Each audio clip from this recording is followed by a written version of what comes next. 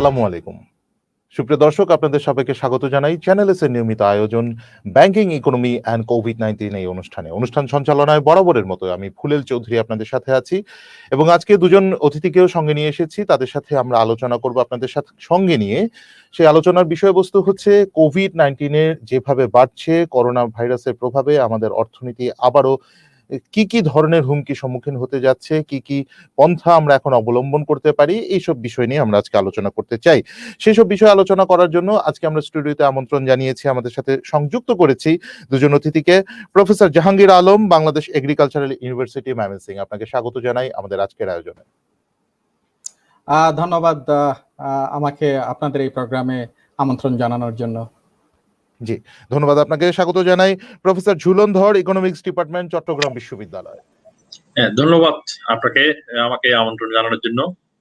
বরাবর মতো আগেও আমি ছিলাম আপনাদের সাথে, তো এবারও এসে উপস্থিত হতে পেরে ভালো লাগছে। আপনাকে ধন্যবাদ।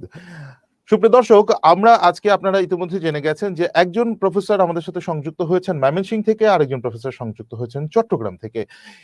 বাংলাদেশের দু প্রান্ত থেকে দুজন অতিথি আজকে সংযুক্ত হয়েছেন। আমরা কোভিড এর বিষয়ে ওনারা সেখানে সরাসরি কি পরিলক্ষিত করছেন সেই বিষয়টাও স্যারদের কাছ থেকে কিছু জানবো এবং অর্থনীতির বিষয় নিয়ে তো আমরা আলোচনা করবোই। প্রথমে সংযুক্ত হতে চাই professor Jahangir Alam, Bangladesh agricultural university, Mymensingh বিশ্ব। আপনার সাথে একটু আলোচনা করতে চাই যে আমরা মূল আলোচনা যাওয়ার আগে আপনার কাছ থেকে একটু জানতে চাই যে যেভাবে লাফিয়ে দৈনিক 50-60 এ হারে মৃতের সংখ্যা বাড়ছে এবং মানুষের শনাক্ত হওয়ার সংখ্যাও আমরা দেখছি যেভাবে লাফিয়ে বাড়লো গত সপ্তাহে 3000 থেকে 4000, 4000 থেকে 5000, 5000 থেকে 6000, একটা কিন্তু আতঙ্ক ইতোমধ্যে ছড়িয়ে পড়েছে পুরো দেশে এবং এই আতঙ্কর কারণে কিন্তু সরকারকে আরো নানা রকম পদক্ষেপ নিতে হবে, আমাদের অর্থনীতিতে তখন বিরূপ প্রভাব পড়তে পারে। প্রথমে যদি একটু বলেন স্যার যে আপনি আপনার চারিপাশে কি দেখতে পাচ্ছেন, মানুষ আতঙ্কিত নাকি সচেতন? জি, ধন্যবাদ আপনাকে সুন্দর একটা প্রশ্ন করার জন্য। বিষয়টা আমরা গত বছর যেটা দেখেছি আর কি, যে প্রথম দিকে আসার পরে মানুষ খুবই আতঙ্কিত হয়েছিল। তারপরে যতটাই সময় গিয়েছে, এক সময় দেখা গিয়েছে যে মানুষ সেটা আসলে ইউজড টু হয়ে গিয়েছে, ভয়টা কেটে গিয়েছিল। আমরা এখন যেটা বলছি যে দ্বিতীয় ঢেউ বা সেকেন্ড ওয়েভ যেটাকে বলে থাকি, সেই সেকেন্ড ওয়েভ চলছে এবং আমরা দেখছি যে গত বছর সর্বোচ্চ যে মৃত্যু হয়েছিল তার সেকেন্ড হাইস্ট গতকাল, সেটা আজকে আমরা সেটা দেখেছি। এবং যদি আমরা ইনফেকশনের কথা দেখে থাকি যে সেই হাজার যেটা আপনি বললেন 4000, 5000, 6000 কিন্তু লাফিয়ে যাচ্ছে। আমরা দেখেছিলাম, আমি যেহেতু বাংলাদেশ কৃষি বিশ্ববিদ্যালয়ে আছি, এখানে দেখেছিলাম যে আমাদের আসলে অফিস আদালতগুলোতে আমাদের অনেক গবেষক আছে, অনেক শিক্ষক আছেন, যারা স্টাফ আছেন, যেহেতু ছাত্র নেই, বিশ্ববিদ্যালয়গুলো বন্ধ, অনলাইনে আমাদের ক্লাস বা কার্যক্রমগুলো চলছিল, কিন্তু অন্যান্য অফিসার বা অন্যান্য কার্যক্রম কিন্তু আমাদের ইন পার্সন শুরু হয়ে যাচ্ছিল এবং সেই জায়গায় দেখেছি যে মনে হচ্ছিল যে সবকিছুই আসলে স্বাভাবিকের পথে যাচ্ছে। এবং আরো একটা বিষয় তার সাথে ছিল যে যখন টিকা আসছে, আমরা অনেকেই টিকা নিয়েছি, আমাদের ভয়টা যেন অনেকটাই কমে গিয়েছিল এবং আমরা খুবই স্বাভাবিকভাবে নিয়ে যাচ্ছিলাম। এখন আবার এই সংখ্যাটা দেখে আমাদের ভিতরে ভয়টা আসলেই আমি দেখছি চারদিকে সেটা ব্যাপক হারে বাড়ছে এবং যে কারণে দেখা যাচ্ছে যে আমাদের কাজকর্মগুলোতে সরকারের নির্দেশনা মেনেও কিন্তু এখন আমাদের যেটা ইন পার্সন শুরু হয়েছিল সেই সংখ্যাটা কিন্তু কমে আসছে। আমি যদি আমাদের চারপাশের কথা বলে থাকি, আমাদের বিশ্ববিদ্যালয়ের ক্যাম্পাসের কথা বলে থাকি, আমরা যদি ময়মনসিংহ শহরের কথা বলে থাকি, তাহলে কিন্তু দেখা যাচ্ছে যে চারদিকেই যারা আমার কলিগ আছেন, যারা আমাদের বন্ধু বান্ধব আছেন, যারা আমাদের সহকর্মী শহরে থাকেন ময়মনসিংহে, ক্যাম্পাসের বাইরে, তাদের মাঝেও কিন্তু একটা আতঙ্ক বিরাজ করছে। আমরা এই সময়টাতে অনেকগুলো প্রোগ্রাম করেছি যেখানে দেখা যাচ্ছে যে আমরা ইন পার্সন কিছুটা চেষ্টা করেছি একত্রিত হওয়ার জন্য, তবে সেই ক্ষেত্রে যেহেতু বিশ্ববিদ্যালয় যেখানে অধিক সচেতনতার জায়গা, সেই জায়গায় আমরা স্বাস্থ্যবিধিটা মানার চেষ্টা করেছি। তো তারপরেও কিন্তু আমরা ছোট আকারে হলেও অনেক জায়গায় ছোট ছোট ইন পার্সন কর্মসূচি গুলা পালন করেছি। এখন এই সংখ্যাটা বেড়ে যাওয়ার কারণে, বিশেষ করে 29শে মার্চ যখন আপনার এই 18 দফা সরকার জারি করলেন, তখন কিন্তু দেখা যাচ্ছে যে আমাদের ইউনিভার্সিটির ভিতরে সেই জায়গায় দেখেছি যে আমাদের ইন পার্সন কার্যক্রমগুলো সীমিত করা হয়েছে। জি, আমরা মূল আলোচনা যাওয়ার আগে স্যারের কাছ থেকে একটু শুনছিলাম যে মানুষের ভেতরে, তবে একটা জিনিস কি পরিলক্ষিত করছেন স্যার, মানুষের ভেতরে কি মানুষ অন্তত পক্ষে ন্যূনতম মাস্ক পরা কি আবারও ঠিকঠাক ভাবে সবাই শুরু করেছে? যেমন আমি বাস্তবতায় যদি ঢাকা শহরে আমি দেখি যে সত্যিকার অর্থে 40% মানুষের কাছে মাস্ক নেই, এবং তারপরে মানে একটা গড়পড়তা যদি তাকাই আর কি চারিদিকে, এবং যাদের কাছে আছে তারাও দেখা যাচ্ছে তাদের মধ্যেও অর্ধেকও মাস্কটাকে নাক মুখের নিচে রেখে দিয়েছেন।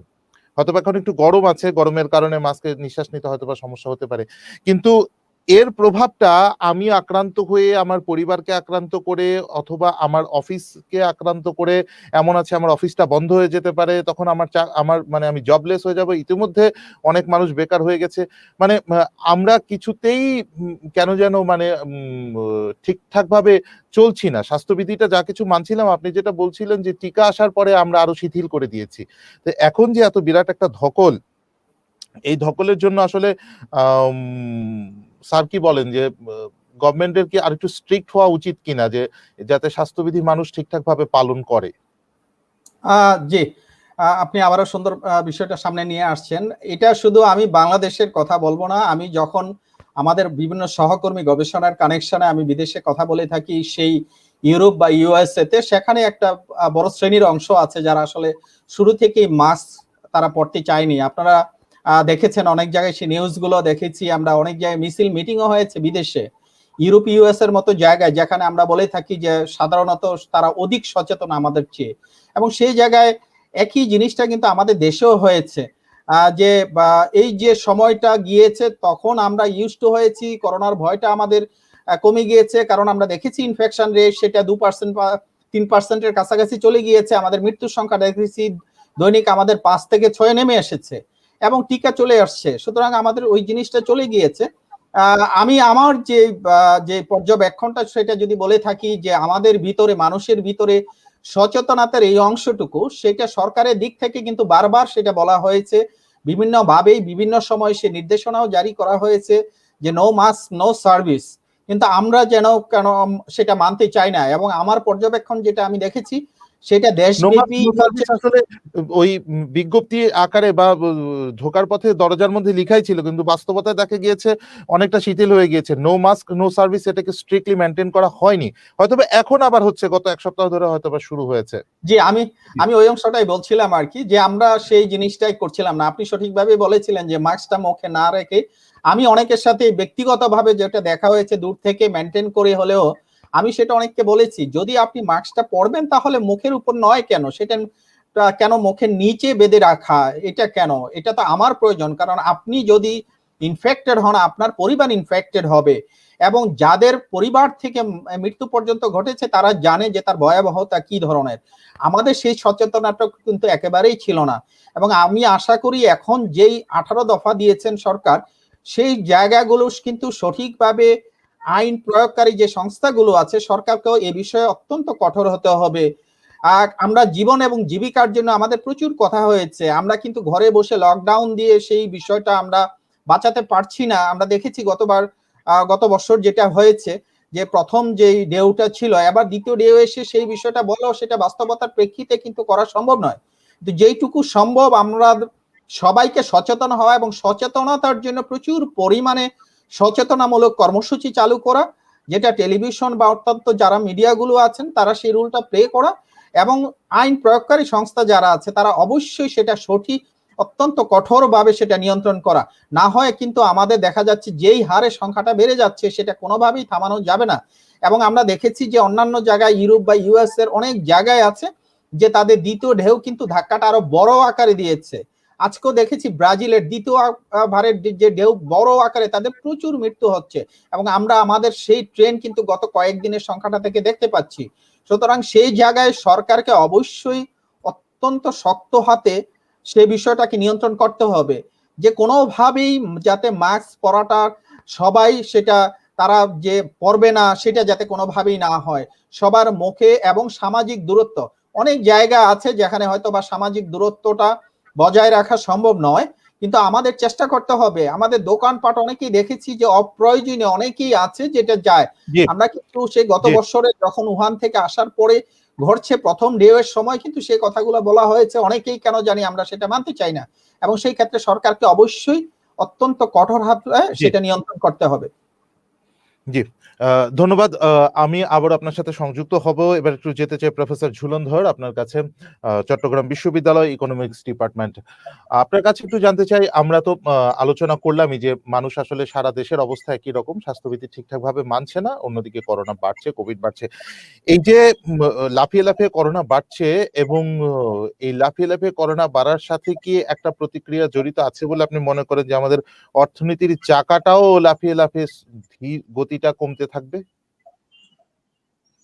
জি, ধন্যবাদ ফুরুল চৌধুরী আপনাকে। আমাদের সম্মানিত শিক্ষক জাহাঙ্গীর স্যার যেটা বলছিলেন, আমি ওনার সাথে কিছু বিষয়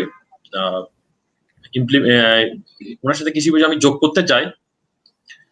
আসলে সরকার কোভিড শুরু হওয়ার শুরু থেকেই, মানে কোভিড যখন আমাদের এখানে প্রথম গত বছরের মার্চের 18 তারিখ আমাদের এখানে ডিটেক্ট হয়, এবং আমরা 26শে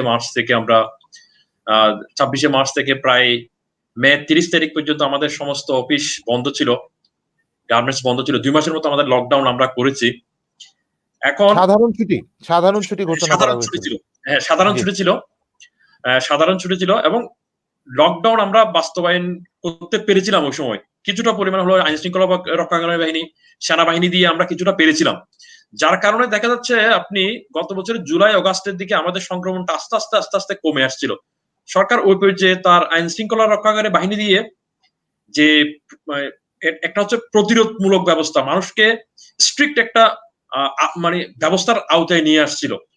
মানুষ ভয়ে হলো তখন মাস্ক পরতো, অপ্রয়োজনীয় গ্যাদারিং এড়িয়ে চলতো, এবং বিভিন্ন সামাজিক সাংস্কৃতিক অনুষ্ঠান বন্ধ ছিল, যার কারণে আমাদের ইকোনমিতে যে বিরূপ প্রভাবটা আসলে বিভিন্ন বিশ্ব মিডিয়া বা আমাদের যে জাতীয় সংস্থাগুলো যেভাবে চিন্তা করেছিল বাংলাদেশের উপর যেভাবে প্রভাবটা পড়ার কথা ছিল, মানে প্রথম ঢেউয়ের ক্ষেত্রে সেভাবে কিন্তু বাংলাদেশে পড়েনি, কারণ বাংলাদেশ গভর্নমেন্ট অ্যালার্ট ছিল এবং বিভিন্ন সামাজিক সাংস্কৃতিক সংগঠনও সেক্ষেত্রে গুরুত্বপূর্ণ ভূমিকা পালন করেছিল।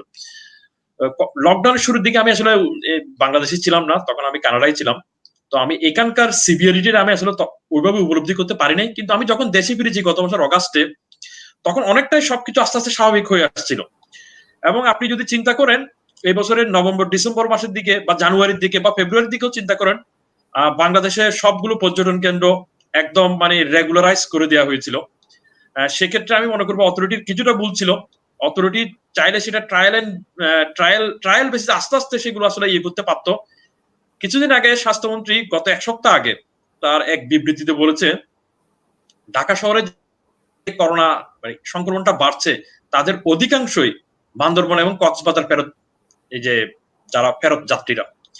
তাহলে এক্ষেত্রে সরকারের উচিত ছিল, যখন আমরা জানুয়ারি মাসে ইউকে ভেরিয়েন্টটা যখন বাংলাদেশে আসলো এবং বিভিন্ন গবেষণায় বলা হচ্ছে, বিভিন্ন গবেষকরা বলা হচ্ছে এটা এই ভেরিয়েন্টটা আগেরটা চেয়ে অতি দ্রুত সংক্রমণ ঘটাবে মানুষের মাঝে। তো সুতরাং সরকারের ওই সময় উচিত ছিল সেটাকে স্বীকার করে নিয়ে ফেব্রুয়ারি মাসের শেষের দিকে বা মার্চের শুরুতে একটু কঠোর হওয়া, বিশেষ করে বিভিন্ন সামাজিক সাংস্কৃতিক বিশেষ করে এই যে বিয়ে শাদী আমাদের যে সামাজিক অনুষ্ঠানগুলো আছে সেগুলোর ক্ষেত্রে সরকার একটু কঠোর হতে পারতো আমার মনে হচ্ছে। যাই হোক, তার পাশাপাশি আপনি যেটা একটু আগে বলছিলেন যে পর্যটন কেন্দ্রগুলোতে সেখানেও একটু কঠোর হতে পারতো, কারণ আমরা দেখেছি গত জানুয়ারি থেকে মার্চ পর্যন্ত আপনি 21শে ফেব্রুয়ারিতে 2 দিন বা 3 দিন বন্ধ ছিল একসাথে লাগাতার। আপনি কক্সবাজারের অবস্থা যদি দেখে থাকেন তাহলে আপনি বুঝবেন বাংলাদেশে করোনা নামক কিছু ছিল, তখন আসলে বোঝাটাই দুষ্কর ছিল। তো সুতরাং সরকার ওই ক্ষেত্রে আসলে কঠোর হতে পারতো ফেব্রুয়ারির লাস্টে থেকে গিয়ে। এখন কথা হচ্ছে আমরা দ্বিতীয়টা আমাদের দেশও শুরু হয়ে গেছে, যেটা আপনি লাতিন আমেরিকার দেশগুলোতে হচ্ছে, ইউরোপে হচ্ছে, মানে ওয়েস্ট ইউরোপে যেটা হচ্ছে বা যেটা ইন্ডিয়াতে চলছে, দ্বিতীয়টাও কিন্তু আমাদের এখানেও এসে গেছে। কারণ আপনি দেখছেন গত 3-4 দিনে 5,000-এর উপরে ইনফেকশন রেট, আজকে 6,400 সামথিং, এবং মৃত্যু প্রায় 59 জন। তাহলে সেকেন্ড হাইয়েস্ট, স্যার যেটা বলছেন সেকেন্ড হাইয়েস্ট ডেথ রেট আমরা প্রত্যক্ষ করেছি।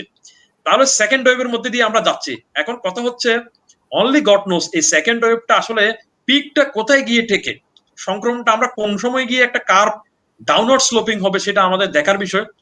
এখন এটার সাথে আপনার ইকোনমি জড়িত আছে।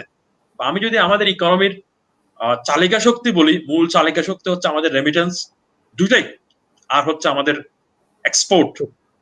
বিশেষ করে আমরা আরএমজির উপর গতবার ফার্স্ট ওয়েভের ক্ষেত্রে প্রভাব এসেছে। সরকার বিভিন্ন নীতি সহায়তা দিয়েছে। ইনস্ট্যান্ট সরকার প্রধান তখন মার্চের শেষের দিকে প্রায় 5,000 কোটি টাকা প্রণোদনা দিয়েছিল, যাতে এপ্রিল মে 2 মাসের বেতন ভাতা সহ ঈদের সময়, তখন ঈদ মৌসুম ছিল, চালিয়ে যেতে পারে। সরকারের কিছু তড়িৎ পদক্ষেপের কারণে সরকার এরপরে এপ্রিলে গিয়ে প্রায় 73,000 কোটি টাকার মতো একটা বেইল আউট ঘোষণা করেছে।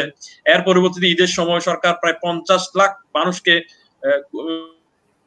দরিদ্র মানুষকে, প্রায় 50 লাখ মানুষের অ্যাকাউন্টে বিকাশের মাধ্যমে 2,500 টাকা করে কিছু ক্যাশ দিয়েছে। তারপর সরকার বিজিএফ, বিজিডি বা আপনার যে ওএমএস, এগুলোর মাধ্যমে প্রায় 2 লাখ মেট্রিক টনের মতো আপনার চাল অতি স্বল্প মূল্যে জনগণকে দিয়েছে। এবং এভাবে সরকার আসলে ইকোনমিকে রিকভার করার চেষ্টা করেছিল, এবং আমরা দেখতে পাচ্ছি গত বছরের শেষ দিকে গিয়ে ইকোনমি আস্তে আস্তে হচ্ছিল, যেটা অনেকটা আনএক্সপেক্টেড। কারণ আমরা যেভাবে চিন্তা করেছিলাম গত বছর আমাদের রেমিটেন্স অনেক কমে যাবে, কিন্তু রেমিটেন্স কমেনি, রেমিটেন্সের ধারাটা ঠিক ছিল। আমরা প্রায় একটু বেড়েছিল, 18.2 বিলিয়নের মতো আমরা রেমিটেন্স কিন্তু রিসিভ করেছি।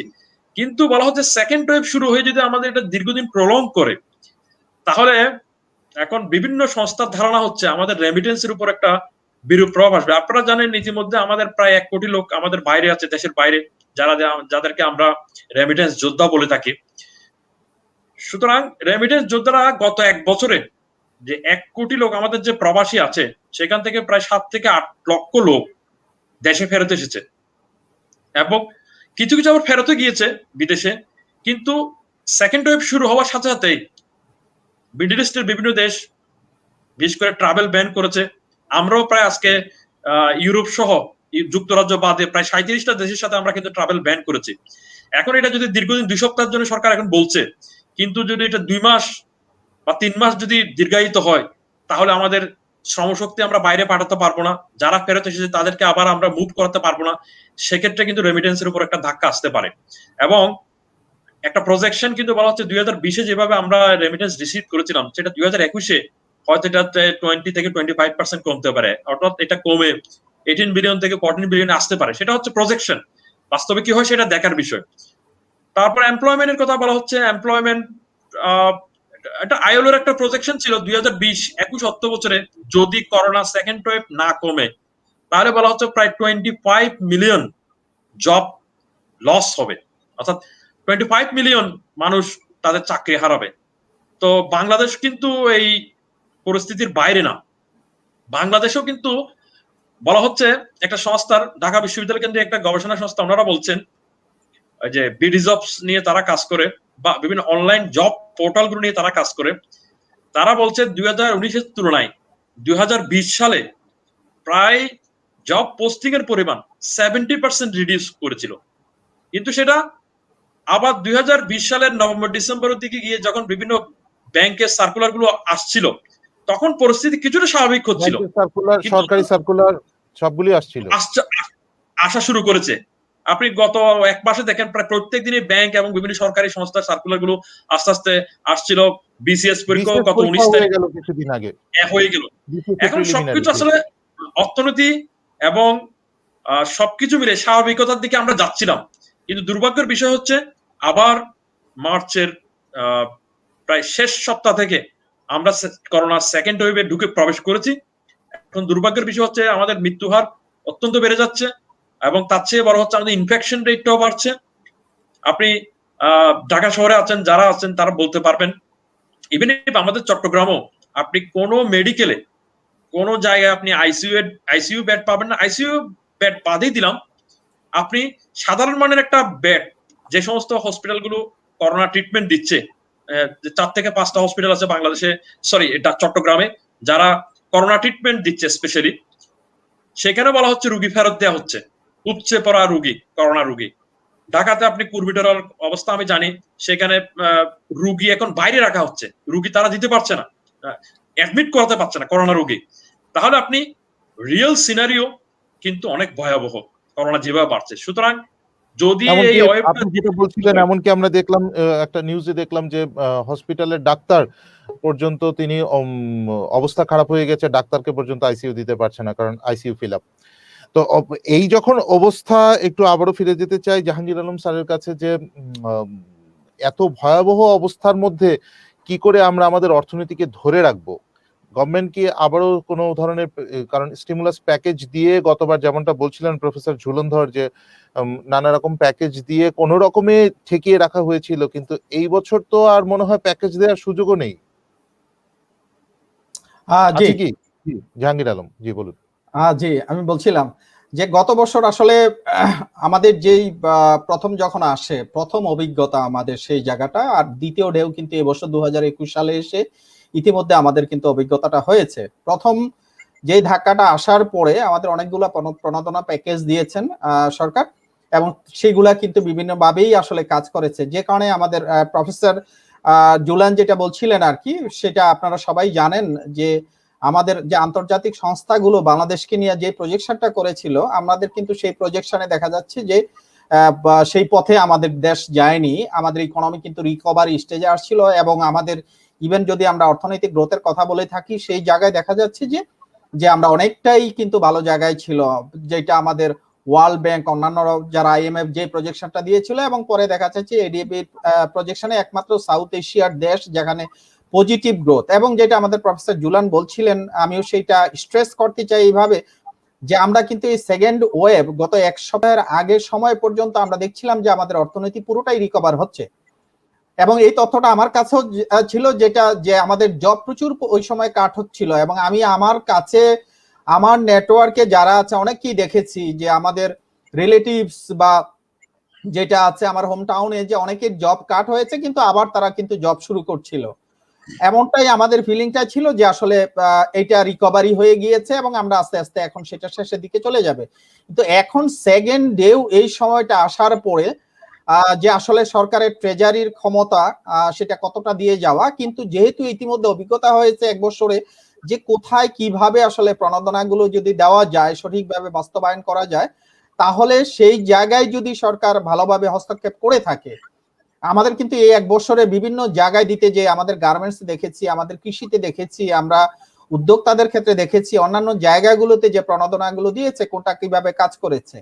তবে রেমিটেন্সের যে বিষয়টা আছে, প্রণোদনার বিষয়ে আমি আপনার সাথে একটু যোগ করি। আপনি যেহেতু কৃষি বিশ্ববিদ্যালয়েই আছেন এবং কৃষি অর্থনীতি নিয়ে আপনি কাজ করে থাকেন, আপনি আমার সাথে নিশ্চয়ই একমত হবেন যে প্রণোদনা সবচেয়ে, আপনি যদি আনুপাতিক হারে বিবেচনা করেন, সবচেয়ে কম কিন্তু ডিসবার্স হয়েছে কৃষিতেই। এগ্রিকালচারাল এবং এসএমই সেক্টরে যে প্রণোদনা ছিল, যে ফান্ডটা ছিল, সেখান থেকে মাত্র 52% ব্যবহার করা গেছে, আর বাকি 48% বা 50%-এর কাছাকাছি আমরা যদি ধরি যে অর্ধেকটার মতো ব্যবহার হয়েছে, আর বাকি অর্ধেকটা ব্যবহার করতে পারিনি।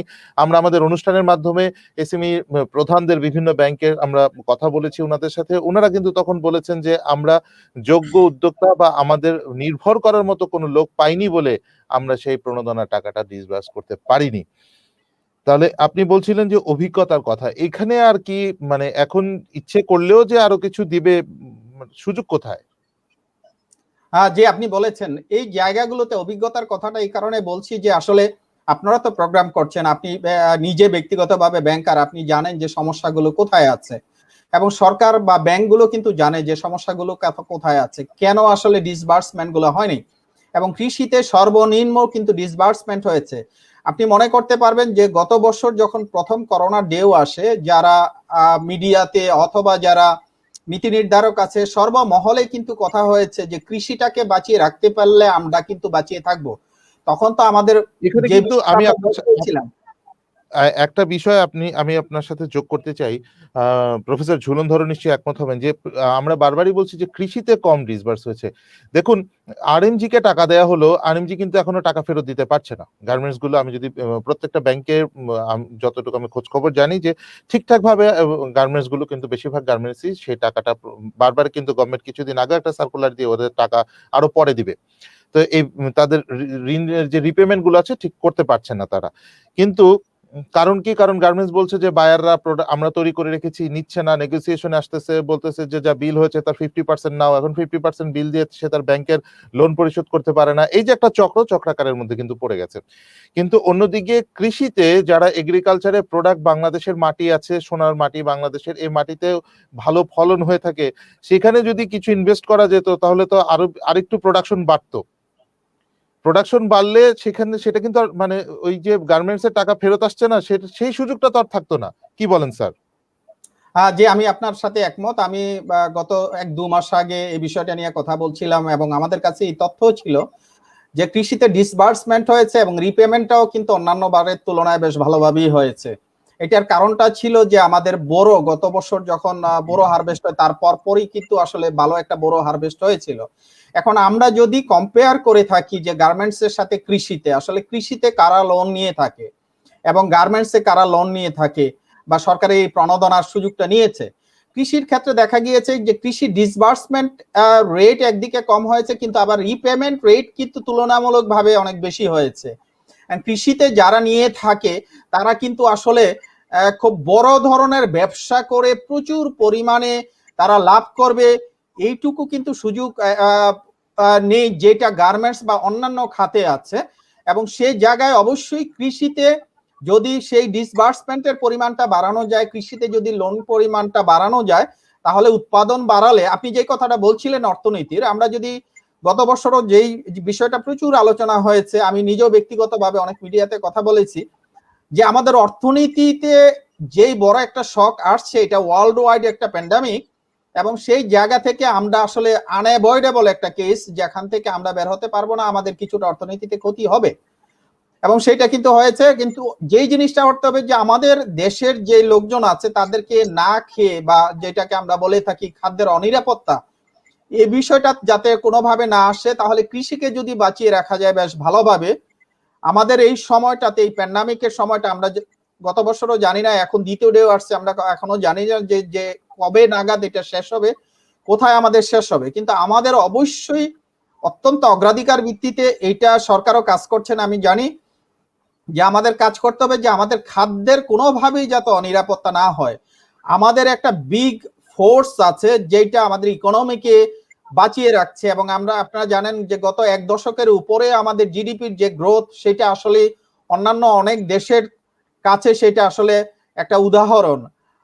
সেই জায়গাটা আমি বলতে চাচ্ছি যে আমাদেরকে যদি খাইয়ে পরে রাখা যায়, আমাদের দেশে 17 কোটি লোক আছে, তাদেরকে যদি খাদ্যের অনিরাপত্তা এই বিষয়টাতে না যায়, তাহলে আমরা হয়তো এক সময় আবার দ্বিতীয় ঢেউ চলে যাবে, আমরা রিকভার করতে পারবো। কিন্তু আমাদের এই স্বল্প মেয়াদে আমাদের এটা কিন্তু ভাবতে হবে যে স্বল্প থেকে মধ্যম মেয়াদে যে আমাদের খাদ্য নিরাপত্তা, এবং সেই জায়গায় অবশ্যই আমাদের কৃষিতে ডিসবার্সমেন্টের পরিমাণটা যদি বাড়ানো যায়, তাহলে প্রোডাকশনকে বাড়ানো যাবে।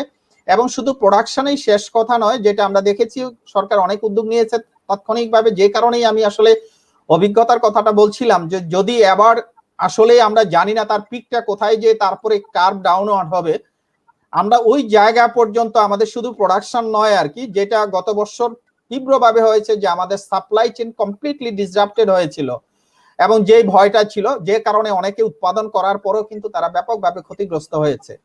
সুতরাং উৎপাদনের পাশাপাশি যেটা এখনো আছে, আপনি জানেন, যদিও ডিসবার্সমেন্ট কম, সেই উদ্যোগটা এখনো আছে, যারা কৃষি পণ্য বিক্রির সাথে তারা উদ্যোক্তা হিসেবে কাজ করবে, তাদেরকে বিভিন্ন প্যাকেজের ভিতরে সেটা নিয়ে আসা হয়েছে। কিন্তু আমি যেটা বলতে চাচ্ছি যে শুধু ঘোষণা বা ডিক্লারেশনের ভিতরে থেকেই সেটা ডিসবার্সমেন্ট কম হচ্ছে, সেটা থেকেই হবে না। অভিজ্ঞতা থেকে যে কেন কম হচ্ছে, এবং সেই জায়গায় ব্যাংকার এবং যারা ব্যাংকগুলো আছে এবং যারা সরকার আছেন, তারা যে কোথায় সমস্যাটুকু, কারণ আপনি দেখবেন যে অন্যান্য খাতের তুলনায় কৃষি খাতের কিন্তু ডিসবার্সমেন্ট টার্গেটটাও খুব, প্রণোদনার টার্গেটটা কিন্তু খুব বেশি ছিল না, কিন্তু সেইটাই হচ্ছে না। আমাদেরকে কিন্তু সেই জায়গাটাতে কাজ করতে হবে, যাতে কৃষকরা এবং কৃষির সাথে যারা জড়িত যে শিল্পগুলো আছে, যারা এন্টারপ্রেনিয়র্স আছে, তারা যদি লোন নিতে চায় এবং সেটা নিয়ে কাজ করতে চায়, তাদেরকে কত সহজীকরণ করা যেতে পারে, যেটা অনেক সময় আমরা জানি। এর মধ্যে জাহাঙ্গীর আলম স্যার, আপনার সাথে আমি আরেকটা বিষয় যোগ করি। একটা কাজ মনে হয় এর মধ্যে করা যেত, আপনি যেটা বলছিলেন যে সাপ্লাই চেইনে ঘাটতি পড়েছে, বা আমরা বরাবরই দেখে থাকি যে আমাদের প্রোডাক্টগুলো মৌসুমী উৎপাদন হয়, নির্দিষ্ট মৌসুমে এটা খুব সস্তা দামে বিক্রি হয়ে যায়, তারপরে আর এটা চড়া দামে হয়তো বা পাওয়া যায় অথবা পাওয়া যায় না। তো এই যে একটা ব্যাপার, এই একটা বছর আমরা সময় পেয়েছিলাম আমরা খাদ্য নিরাপত্তা বজায় রাখার জন্য প্রতিটা জেলায় জেলায় আমরা খাদ্য গুদাম বা আমাদের যে ফ্রিজিং সিস্টেম এগুলো যদি কিছু আমরা ডেভেলপ করতে পারতাম, আমরা আইসিটি বা আইটি সেক্টরে ইনফ্রাস্ট্রাকচার ডেভেলপ করার জন্য কাজ করেছি এর মধ্যে, কিন্তু এই জায়গায় খাদ্যের জায়গায় যদি একটু ডেভেলপ করতে পারতাম তাহলে মনে হয় আজকে এই সংশয়ের মধ্যে পড়তাম না। আমরা একটু ঝুলনধরের কাছে যেতে চাই। প্রফেসর ঝুলনধর, আপনি একটু আমাদেরকে বলেন যে এই মুহূর্তে আমরা যে এতক্ষণ যাবত বিশ্লেষণ করছি সার্বিক অবস্থা, এই মুহূর্তে কি কি পদক্ষেপ নিলে অন্তত পক্ষে অর্থনীতিকে বাঁচিয়ে রাখা যাবে?